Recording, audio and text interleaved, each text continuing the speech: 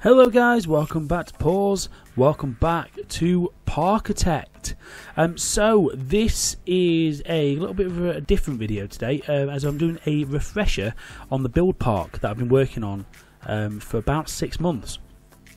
So for all those new guys who have recently joined the channel, hello and welcome. So we've been playing Parkitect for about a year and a half. It's one of the first things we ever actually played here on the channel. So we have actually been building a park in the game for quite a while now, and this is that park. So what I'm going to do in this video is sort of go through the things we've built so far, reintroduce the park to any new viewers and anyone who has forgotten that this series exists, and then talk about the future of this park. And so firstly, back in God knows how long ago, I think it was before summer, early last year, I think is when we started building it. And we started obviously with the entrance plaza. Everything in here is custom, including the scenario that it's built on. So this whole area here is actually built outside of the park, which we did in the scenario editor ages and ages ago.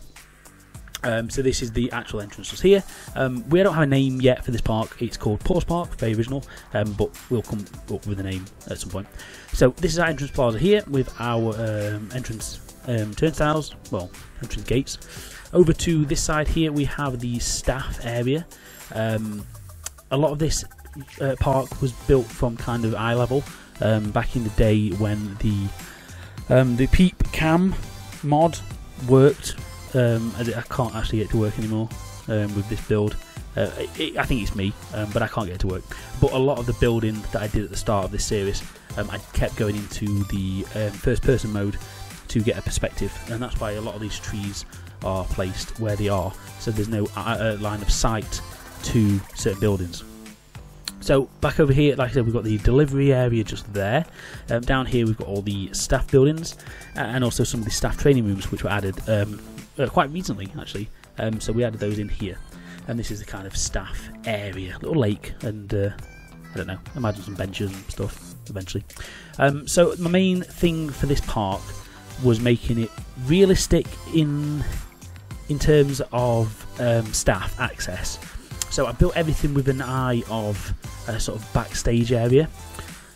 So as you can see here, this path that actually comes up from the staff area links to all the buildings here at the back of this side of the I want to say main street, but it's not really a main street, just this bit I built.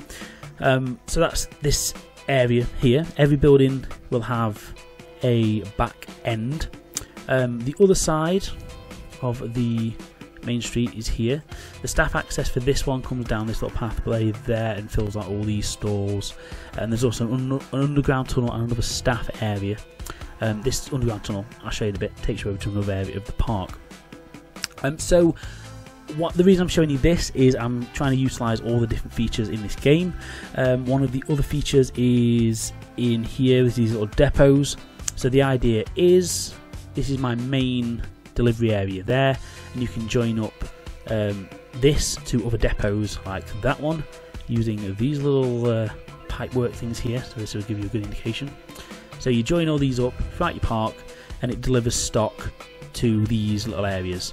So all these shops here feed from this, so every time they need stock, it'll come to here, the haulers then come to there and take you to the shops. That's how it works.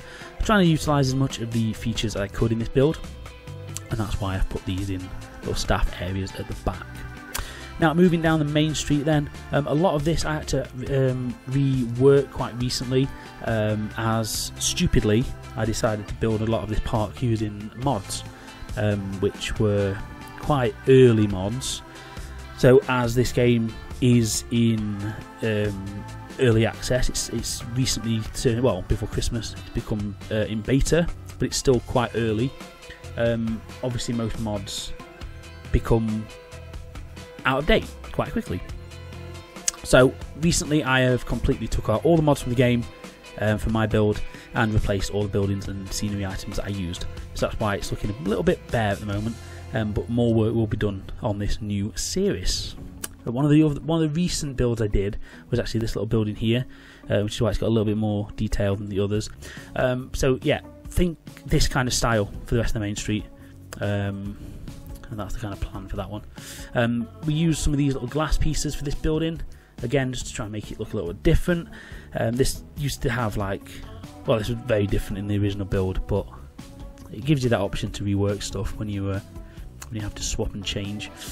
So that brings us out into our little hub area. So I didn't want there to be a specific, I hate using this word, weenie for this park. So a weenie, for anyone who doesn't know, I hate that word, is basically a centerpiece or like a massive eye draw, some kind of feature that really captures your attention. Walt Disney World uses the castle, for example, in Magic Kingdom, and all the Disney style parks, and that's that kind of thing. So I didn't really want to go for one of them, but I did want some kind of central hub, so that's why there's a little area here. There's going to be more to this, it's kind of a bit sparse, but this is generally what's going to happen, and then the areas are going to branch off from each side. The first area we did was actually through this little mountainy type structure thing, which in hindsight I wish I'd made this a lot bigger, but it works as an entrance to this area. Originally that was going to be my big centerpiece, but it's dwarfed by the building. I mean, this show building for a dark ride here is bigger than that, so I think we'll just work with it. So the first area we did, like I said, is adventure theme. This comes through here, in this kind of the entrance just there.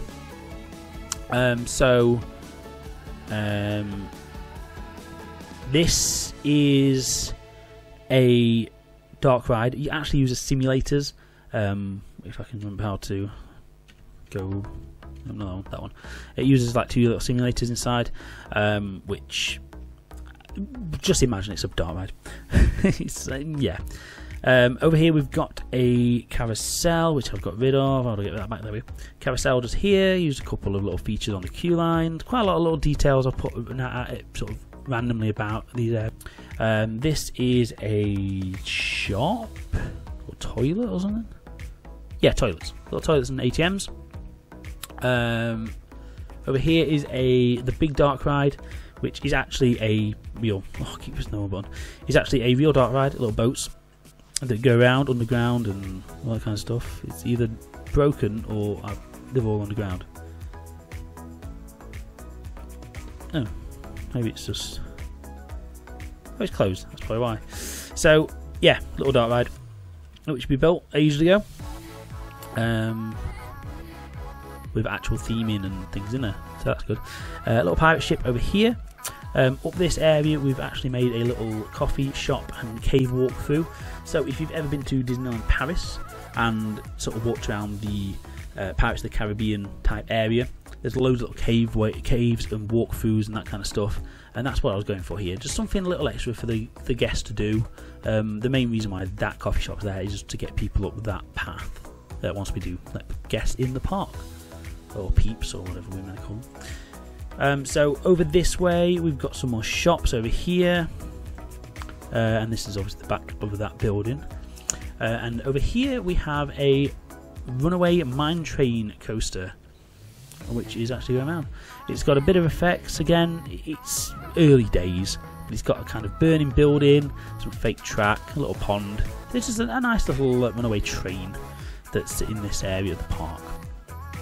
So I've linked up that little pathway that I showed you earlier on the main street. Comes to here. So it's one underground path to get the employees to this stock room and another depot just there. And obviously it's all linked up with these paths, and if I show you this way, this little pathway also links up to the coffee shop up there. So you've actually got some steps that come at the back of that, so staff routes are completely hidden, and that has kind of been my, like I said, my aim for this park. So that's what we've done. Now in the last episode we finished off this area in terms of its main build. I need to put a bit more detail in on some of the buildings like this one, but that is generally a finished area. and then what we're doing is starting next on this area here. We put a little construction fence in, so there'll be an area at the back of this park, so this will stretch to this corner. There'll be a further area down here, and then over to the side, 2 more areas over there. So that's generally the layout of this place. We may even squeeze 3 in this bit, I'm not sure. I'm not sure yet. But that is generally how this park is shaping up. So, if you've never seen Parkitect before, this is it. Like I said, it is an early access game. We are in beta, and I will continue to do the update videos every time new betas come out, because I do love this game. It sort of screams old school. I really love that. So that's what we're doing. There'll be more work on this part coming very soon, as we're going to work quite a lot on this now, as well as continuing our Planet Coaster content. So if you have enjoyed this, please drop us a like down below. If you've got any suggestions for things for this park, like names for rides, name for the park itself, any themed areas you'd like to see, any certain rides, please get involved and get that down in the comments. And if you haven't done so already, please subscribe. And again, a massive thank you and hello to all the new subscribers that have joined since Christmas. There'll be lots more content coming throughout the new year and into the rest of 2018. So thanks guys, and I'll see you in the next video. Cheers, bye.